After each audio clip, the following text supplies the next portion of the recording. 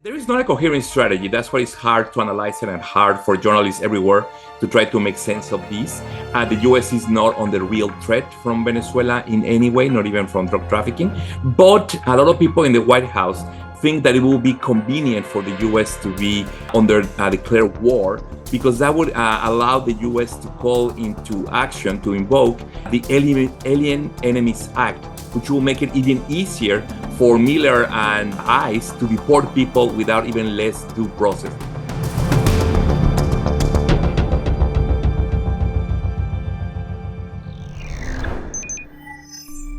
It would also allow for the invocation of the Alien Enemies Act inside the US that will make it easier to quell opposition and protests from US citizens. And also they think that if the US went to war, there will be less attention put to the Epstein files, to the state of the economy, to the inflation, and then people will rally behind the flag as they did after 9/11. But I think those calculations are probably wrong. Well, Venezuela has the largest oil reserves in the world.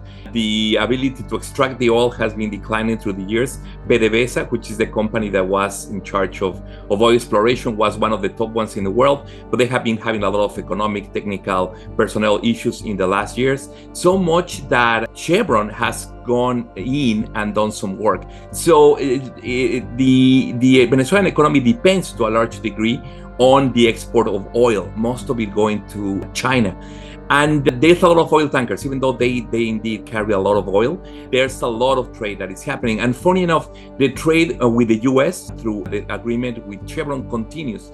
So even though we have now the third tanker that has been stopped, most of the tankers, many of them regulated, and actually with permission to go into the US, continue to do so. So this is not likely to create economic chaos immediately. It's an attack. It decreases the confidence of people trying to buy oil from Venezuela in the future, but it's not enough to make a dent that Maduro will give up and say, okay, I'm resigning right now. This is Venezuelan oil, but indeed, back in the day, some decades back, there were many American and other international oil companies that were extracting the oil and selling it abroad. And then those companies or those oil fields were nationalized by the Venezuelan government. And that's what the claims that Trump is making, and some of the American oil corporations, that they were not paid for the the nationalization of those industries.